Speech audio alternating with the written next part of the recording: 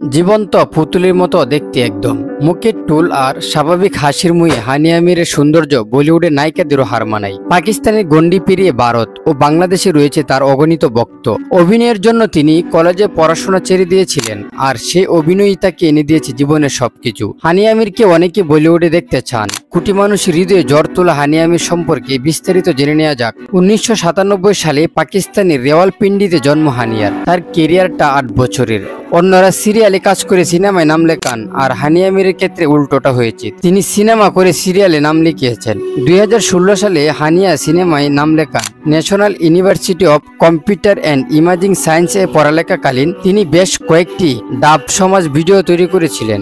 সেগুলো ইন্টারনেটে আপলোড করলে প্রযোজক ইমরান কাশ্মীর নজরে আসে। তিনি হানিয়া মিরকে চলচ্চিত্রে ডেব্যু করান। রোমান্টিক কমেডি জনরার জানান সিনেমার মাধ্যমে তার ক্যারিয়ার শুরু হয়েছিল। এতে অভিনয়ের সুবাদে তিনি লাক্স স্টাইল অ্যাওয়ার্ডসে মনোনীত হয়েছিলেন। পাশাপাশি আন্তর্জাতিক ব্র্যান্ডগুলো থেকেও বিজ্ঞাপনের জন্য ডাক পান। সানসিল্ক এবং নেসলে এর মধ্যে অন্যতম। হানিয়া মিরের সামনে তখন দুইটা পথ খোলা ছিল, হয় পড়াশোনা না হয় অভিনয়। ভালো ছাত্রী হওয়া সত্ত্বেও তিনি অভিনয়কে বেছে নিয়েছিলেন। হানিয়া মির 2017 সালে তিতলি দিয়ে ড্রামায় কাজ শুরু করেন। পরে রোমান্টিক গড়নের কাজই বেশি করেছেন।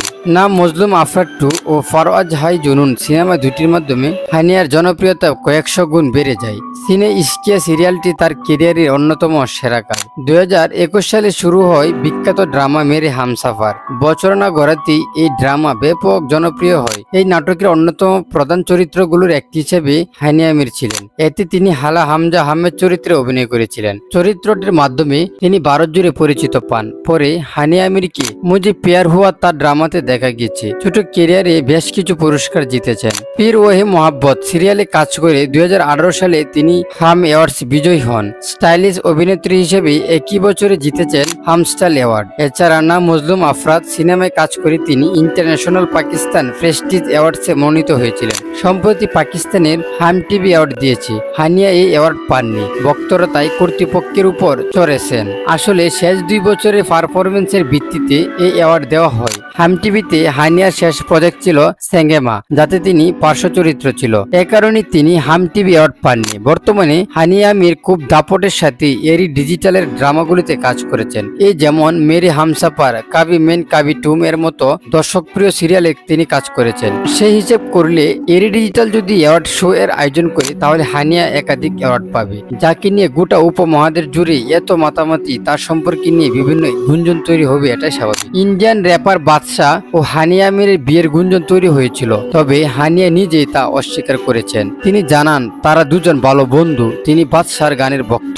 আসলে বাদশাহর সঙ্গে তার একটি ভিডিওতেই এমন গুঞ্জন তৈরি হয়েছিল। হানিয়া মিরের সঙ্গে পাকিস্তানের ক্রিকেটার বাবর আজমের সম্পর্কে গুঞ্জনও শোনা গেছে। টেলিভিশনের বাইরে সোশ্যাল মিডিয়াতেও হানিয়া মির জনপ্রিয়। ইনস্টাগ্রামে তাকে প্রায় 1.5 কোটি মানুষ অনুসরণ করে। কোটি কোটি মানুষ হৃদয় জুড়ে তোলা হানিয়া হৃদয়ে জ্বর তুলেন শাহরুখ খান। তিনি বলিউড বাদশাহর সবচেয়ে বড় ভক্তদের একজন। তাকে একাধিকবার শাহরুখ খানের সিগনেচার পোজ দিতে দেখা গিয়েছে। শাহরুখের বিপরীতে তার কাজের গুঞ্জনও একাধিকবার তৈরি হয়েছে। একটা সময় বাংলাদেশে জি বাংলা স্টার জলসার সুবাদে ভারতীয় সিরিয়ালগুলো ব্যাপক জনপ্রিয় ছিল। বর্তমানে পাকিস্তানি ড্রামাগুলো সেই বাজার দখল করেছে। তাই পাকিস্তান অভিনেতা ও অভিনেত্রীর ভক্ত তৈরি হয়েছে। হানিয়া মির তেমনই একজন।